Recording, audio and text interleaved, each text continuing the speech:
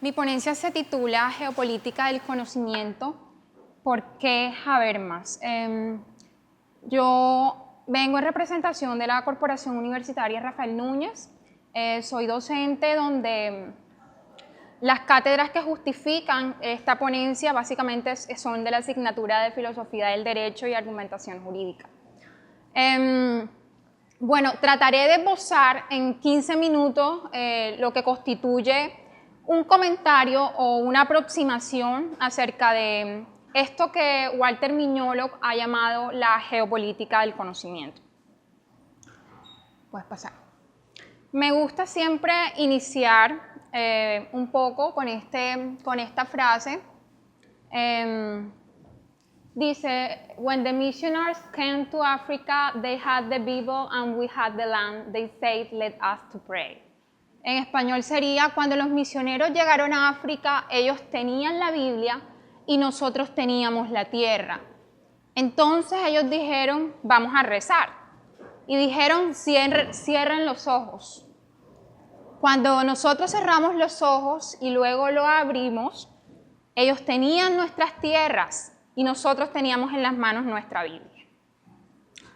La superioridad asignada al conocimiento europeo en muchas áreas de la vida fue un aspecto importante en la colonialidad del poder dentro de la lógica del sistema mundo.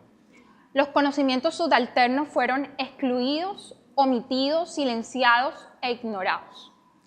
Desde la Ilustración en el siglo XVIII, este silenciamiento fue legitimado bajo la idea de que esto representaba una etapa mítica, inferior, premoderna y precientífica del conocimiento humano.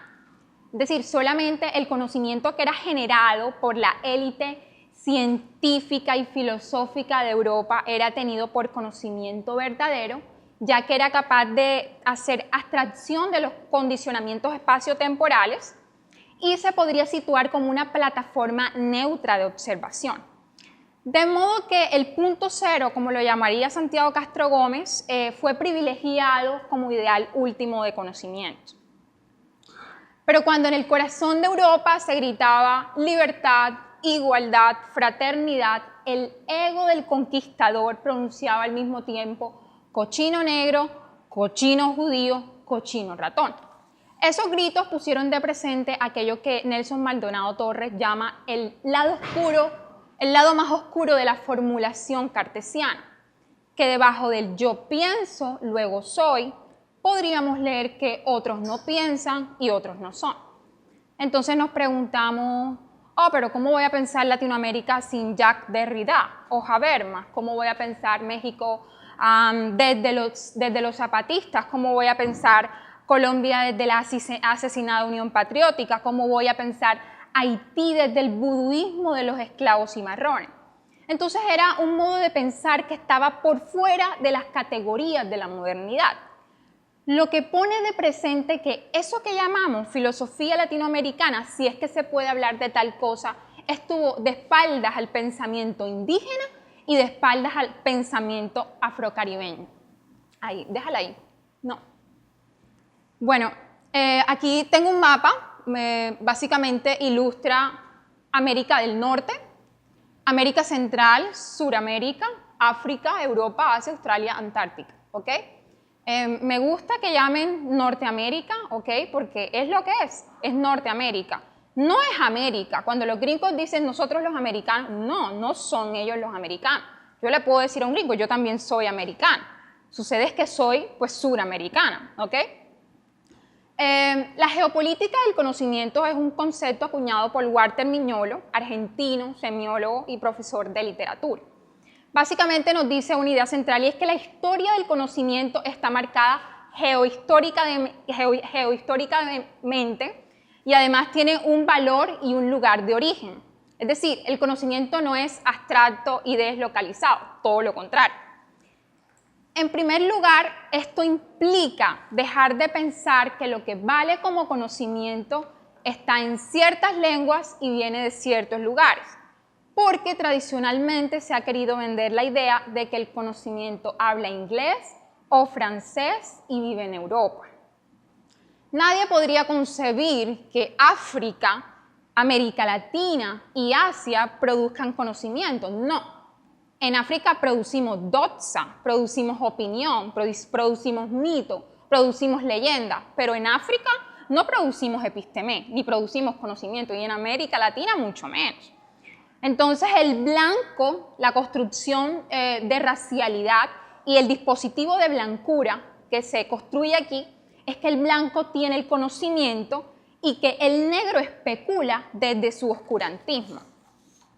Entonces, en 1971, el boxeador estadounidense Muhammad Ali se pregunta, mamá, ¿por qué no hay angelitos negros? Y dice ese boxeador, mi mundo siempre es blanca, la Casa Blanca es blanca, el Santa Claus es blanco, Blancanieves es blanca, todo lo bueno es blanco, todo lo malo es negro, el pastel del ángel es blanco y la torta del diablo es de chocolate. Entonces uno se trata de imaginar un Dios negro y si piensan en ese Dios negro, ¿es un Dios que tiene que blanquearse o ese Dios desaparecería? De hecho, alguna vez estuve haciendo un ejercicio con mis estudiantes de tratar de encontrar una virgen que fuese negra y un estudiante me dijo, oh, profe, la Virgen de Guadalupe. Pero la Virgen de Guadalupe no es negra, la Virgen de Guadalupe es morena, ¿ok? Yo quería encontrar una virgen que fuera negra, negra, negra. Y encontramos la Virgen chilena de Montserrat. La sorpresa fue que la Virgen chilena de Monserrate es la Virgen protectora de los delincuentes. Y los delincuentes son negros. Y no digo que los delincuentes, es decir, que toda persona que delinque sea negra, pero se ha creado el estereotipo de que la persona que delinque es la persona negra. Y en eso están las teorías del hombroso, etcétera, que nos pueden pues, abarcar mucho, o desde la criminología se nos puede dar mucho más conocimiento de esto. Entonces se nos dice, hoy no hay centro ni hay periferia. No obstante, la economía de Argentina o la de Colombia no son las economías del mundo, ¿ok? Y si el mercado de Ecuador, el de Quito, se desploma, ¿eso a quién le importa? No le importa a nadie. Oh, ok, pero si la bolsa de Nueva York se desploma, ok, ya sí, eso es repercusión a nivel mundial. Entonces, eso que se ha llamado filosofía europea no es universal. Decía Dussel hace poco en una entrevista con El Universal que los filósofos de la Universidad Nacional y los filósofos de la Universidad de los Andes siguen repitiendo los códigos de Heidegger, Habermas, Derrida, Michel Foucault, porque si no citamos a Habermas, ni a Derrida, ni a Foucault, no estamos haciendo conocimiento. Entonces es mi deber hablar de Habermas y Foucault y Derrida. En últimas, la filosofía analítica como filosofía del lenguaje es por antonomasia eminentemente formalista. Entonces los filósofos analíticos hablan desde cualquier lugar, pero no vale para ninguno en concreto, con la consecuencia de que lo que ellos planteen como hipótesis de sus elucubraciones resultaría en una muy mala generalización. De manera que la crítica al eurocentrismo va a hacer que los europeos se descubran a sí mismos. No solo que descubran el sur, sino que examinen el papel que ha cumplido Europa en la modernidad. Ellos quieren ayudar a los países que fueron sus colonias y que hoy están en crisis, pero invierten el 1% y sacan el 99% en el intercambio desigual del capitalismo. Entonces, nuestra crítica desde la academia va dirigida hacia la modernidad ergo capitalismo, pero no se puede ir más allá del capitalismo sin ir más allá de la modernidad, porque es el marco categorial moderno el problema y el que justifica todo ese desarrollo dentro de la matriz colonial del poder. Por ejemplo, en el año 1514, Bartolomé de las Casas realizó una fuerte crítica contra la violencia hacia los indígenas. En ese momento se convertía en una crítica a la modernidad y fue un siglo antes de la producción filosófica de Hobbes y Hume. De las Casas es tan solo un ejemplo de los hombres que ya sentaban su pensamiento en el siglo XVI. Lo que pasa es que en este siglo desapareció la historia que se ha hecho hegemónica. Es casi como que en las clases de historia el siglo XVI es arrancado totalmente de los libros, ¿ok? Porque, a ver, tenemos que hablar del periodo de la Ilustración, tenemos que hablar de Manuel Kant, pero de esto no podemos hablar. Otra pregunta bastante, me parece en lo particular muy hermosa, es la pregunta de Bolívar que se hace en la Carta de Jamaica. y se pregunta a Bolívar, ¿quiénes somos? Pero Bolívar no sabe responder a la pregunta, y no sabe responder a la pregunta porque Bolívar es un blanco criollo, ¿ok? Si usted le hace esa misma pregunta a un indígena o a un negro, ellos sí sabrán responder quiénes son porque ellos han sufrido y tienen en la espalda todo el peso que implica el sufrimiento.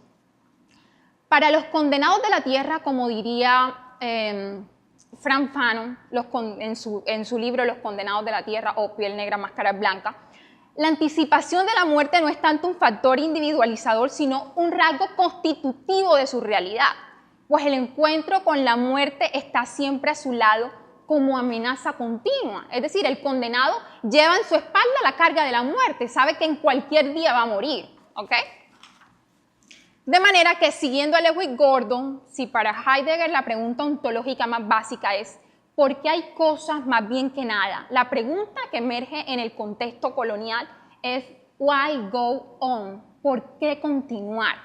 Una pregunta fundamental en la filosofía existencial de la diáspora africana y de todos los condenados de la tierra. Se supone que aquí debo hablar de una metodología. Debería decir la metodología y debería decir que para que la doctora moderadora me califique que esta ponencia partió de una investigación jurídica basada en una forma documental mediante la implementación de una forma exploratoria basada en fuentes bibliográficas. Nunca me ha gustado hablar de metodología. Para mí la metodología es reivindicación de conocimiento de René Descartes. Y es el esquema metodológico de esa metodología el que legitimó que Hitler pudiera legitimar el genocidio nazi. Ojo, porque Hitler es ante todo una persona eminentemente legalista. Hitler mata en derecho. Hitler no desobedece ninguna norma, pero esto porque las categorías del método le permitían ejecutar la matanza. Entonces, bajo el precepto de la desobediencia epistémica, yo no digo ni podré decir aquí ninguna metodología, aunque me cueste el 30 o 40, 60% de esa calificación. A manera de conclusión, me gustaría hablar del bastardismo latinoamericanista. Si hay que hablar de algún europeo, no me gusta hablar de los europeos, pero si hay que hablar de uno, habrá que hablar de Jean-Paul Sartre. Él es la persona que le hace el prólogo a Los condenados de la tierra de Frantz Fanon. Siempre he dicho que el latinoamericano, en el ser latinoamericano se encuentra una especie de bastardía. Aquí vemos una imagen, en esa imagen se encuentra Hernán Cortés, ¿ok? Y del otro lado tenemos a Moctezuma, están en pleno encuentro, ¿ok? Se encuentra el europeo con el indígena, pero hay una figura que me gusta señalar y es de la mujer vestida de blanco que se encuentra a la derecha de Hernán Cortés. Esa mujer es la India Malinche, la traductora de Hernán Cortés y también la amante de Hernán Cortés, porque Hernán Cortés, el padre de los mestizos es el blanco Hernán Cortés y la madre la India Malinche, uno de los primeros mestizos de la historia. Malinche y Hernán Cortés darían a luz y traerían a la tierra lo que sería, yo le digo, me gusta decirle Hernán Cortesito, porque hay dos Hernán Cortés. Uno de los Hernán Cortés es el legítimo, que tiene Hernán Cortés con una blanca, ¿ok? Y el otro, Hernán Cortesito, es el que tiene Hernán Cortés con la India Malinche. Pero ese Hernán Cortés y ese mestizo es un bastardo que no tiene padre. Es decir, nosotros como mestizos somos unos bastardos que nos arrojaron al mundo con un padre que es europeo y con una madre que es indígena. Entonces, en nosotros como mestizos abordamos y tenemos en el cuerpo la peor de todas las bastardías. Y es que queremos ser blanco como nuestro padre Hernán Cortés, pero a la vez tenemos la sangre de la India Malinche y eso produce en nosotros una especie de conflicto. Un conflicto que no tiene el negro, un conflicto que no tiene el indígena, porque ellos sí tienen la raza pura. En cambio, el mestizo es un completo bastardo. Eso legitima la idea que este bastardo esté tan perdido y que este mismo bastardo no sepa qué hacer y que este mismo bastardo sea un guerrillero en Colombia y que este mismo bastardo sea un paramilitar en Colombia y que este mismo bastardo esté en cabeza del Estado en Colombia. A manera de conclusión, hasta el momento en que el mestizo, en tanto bastardo, no se reconozca y supere su bastardía, no va a poder aceptarse ante el cosmos y proponer y dialogar con las otras culturas y con las otras razas. Gracias.